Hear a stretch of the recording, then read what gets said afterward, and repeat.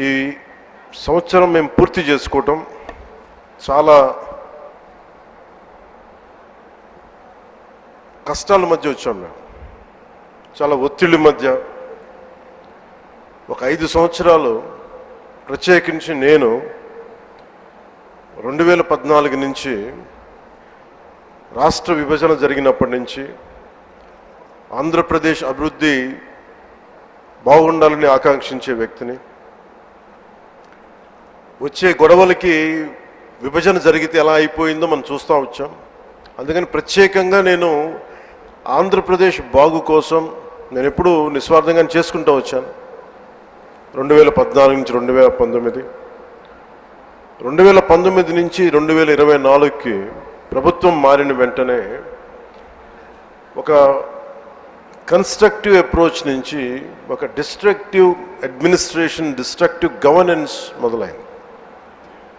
ఇది ప్రజాస్వామ్య హితాన్ని కోరుకునే ప్రతి ఒక్కరికి కూడా చాలా ఆందోళన కలిగించింది.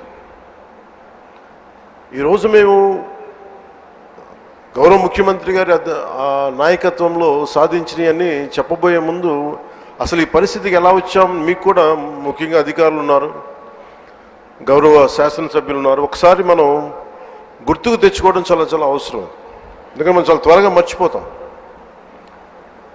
మన మీద కూడా చాలా బాధ్యత ఉంది. అవన్నిటినీ ఒకసారి గుర్తు తెచ్చుకొని మళ్ళీ మనం వచ్చే సంవత్సరానికి ఇంకెంత బాగా చేయగలం అన్న దానికోసం మీకు తెలియజేస్తున్నాను.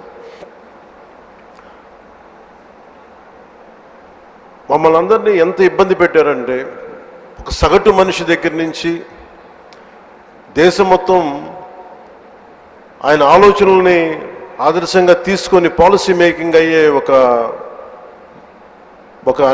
దశాబ్దాల అనుభవం ఉన్న, సుదీర్ఘమైన అనుభవం ఉన్న ఒక ముఖ్యమంత్రి గారి, ఒక తెలుగుదేశం పార్టీ నాయకుడు శ్రీ నారా చంద్రబాబు నాయుడు గారి స్థాయి దాకా గత ప్రభుత్వ పాలకులు ఎంత ఇబ్బంది పెట్టారంటే ఇంకంతా ఇంత కాదు.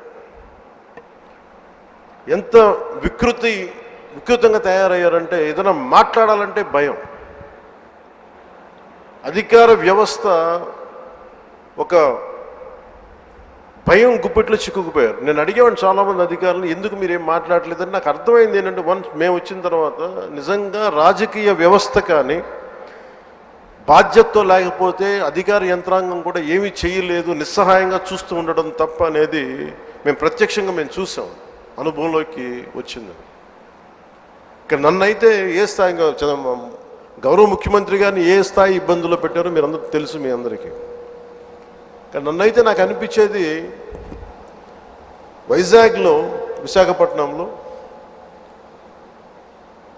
24లో 23 ఆఖరిలో ఎలాంటి ఇబ్బందులు పెట్టా, మీరు రోడ్ల మీదకి రావడానికి కూడా ఇబ్బంది పడేవాళ్ళు. వస్తే అరెస్టులు. ఈ స్థాయి వీటి మధ్యలో అసలు భవిష్యత్తు కనిపిస్తుందా అని అనిపించింది నాకు. అసలు ఆంధ్రప్రదేశ్కి వెలుగు అనేది వస్తుందా? ఇలా భయం గుప్పిట్లోనే బతకాల? వాళ్ళ ఇష్టానికి చట్టాలు, ఇష్టాలకి బెదిరింపులు, నోటికి ఏది వస్తుంది మాట్లాడటాలు, ఇవన్నీ చూసిన తర్వాత ముఖ్యంగా ఇక్కడ చాలామంది ఉన్నతాధికారులు అందరూ ఉన్నారు, నియోజకవర్గ అధికారులు ఉన్నారు, శాసనసభ్యులు మీరందరూ ఉన్నారు. కాబట్టి అది జరగకుండా కనుక, కూటమి ప్రభుత్వం రాకుండా కనుక ఉండుంటే ఎలా ఉండేది ఆంధ్రప్రదేశ్ని ఒకసారి మన అందరం కూడా ఒకసారి ఆలోచించాలి. Once in ever